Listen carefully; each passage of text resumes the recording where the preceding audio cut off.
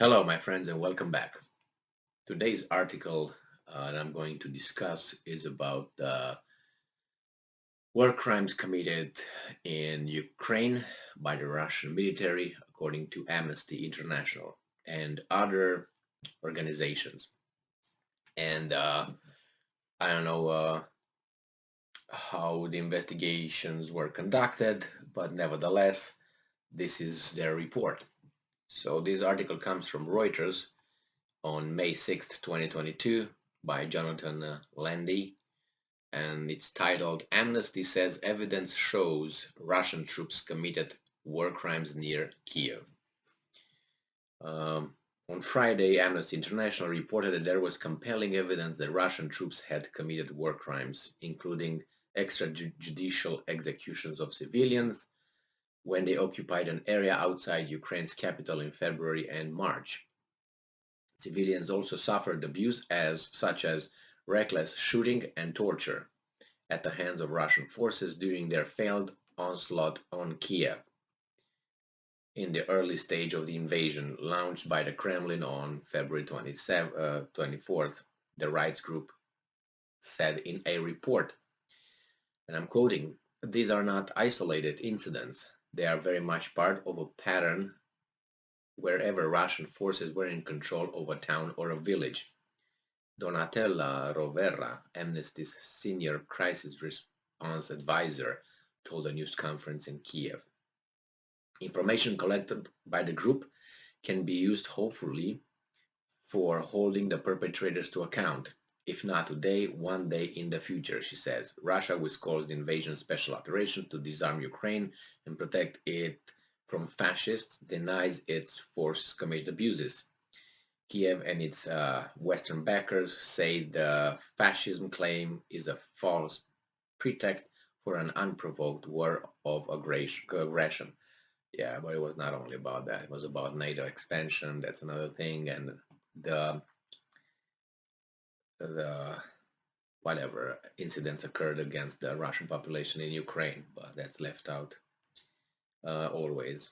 Ukrainian authorities say that they are investigating more than 9,000 potential war crimes by Russian troops. And the International Criminal Court, where Russia is not a signatory, neither USA or Ukraine, the Criminal Court is also looking into alleged war crimes. I'm not saying that should not investigate and find who the perpetrators are, by all means. The Amnesty report is the latest to document alleged war crimes committed by Russian forces when they occupied an area northwest of Kiev, including the town of Bucha, where Ukrainian authorities say more than 400 civilians were killed. Moscow withdrew its troops in early April. It says here that the report concluded that Russian troops have committed a host of apparent war crimes in Bucha, including numerous unlawful killings, most of them near the intersection of Yablunska and Vodoprovidna streets. It says here the units involved in this include a 76th Guard Air Assault Division, which the Amnesty report also found was present in the town. It was present. They said that she collected the president, whatever the person here in charge with Donatella Rovera, said that she collected in Bucha armor-piercing bullets and shell casting produced at a plant in Tula, south of Moscow, for rifles used only by elite Russian airborne units whose presence in Bucha Amnesty had confirmed.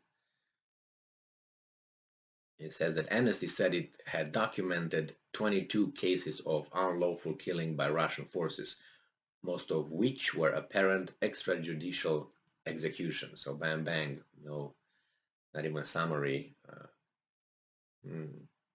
Okay. Amnesty also said its report Russian airstrike.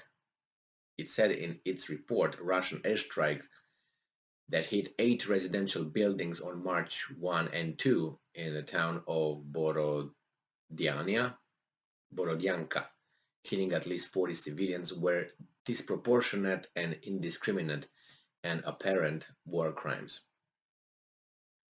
Then we have Dmitry Peskov, who said that all these accusations are just a fabrication. And the last thing here is Russia's forces cannot credibly claim to have been unaware that civilians were living in the targeted buildings. Okay, well, continue, complete your investigation. This is your report presented in front of a court that has jurisdiction, and by all means, maybe you can get the defendants, and then have them testify, which is not going to happen. Then, you will distribute justice and whatever, prison, death, whatever you guys think is proportionate to the war crimes.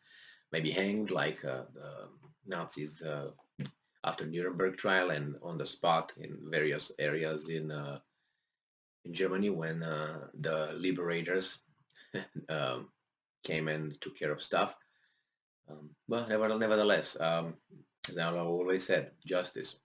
But conduct the investigation properly. That means, impartial, independent, bring everybody in. I know that the Russians will not participate as long as Vladimir Putin is still there. If Vladimir Putin and his leadership are gone, and there's going to be another regime, there's going to be a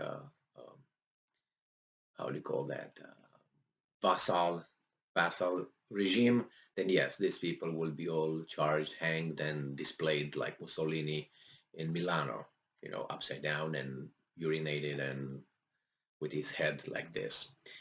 That's a good, or like what's his name, Gaddafi. That was another great display of retribution facilitated by the liberators with the support of the free world. Or Saddam. That trial, I don't know if you watched it, but I watched some of the exchanges, word exchanges during that, and that was. I thought Saddam was just a stupid criminal, but I heard him speak freely, and he was more philosophical and intelligent than I thought. It doesn't mean that that absolves him or of whatever he did or he didn't do, but I'm just saying that I was impressed with his ability, mental ability. He was not an idiot as portrayed. I didn't expect to be an idiot, but not to that level that he expressed during the court hearings.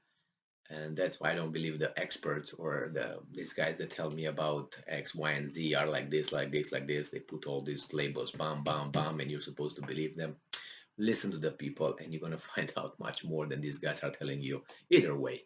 So nevertheless, if, as I said, investigate, press charges, conduct a court hearing, more than court hearings, and find out who, what.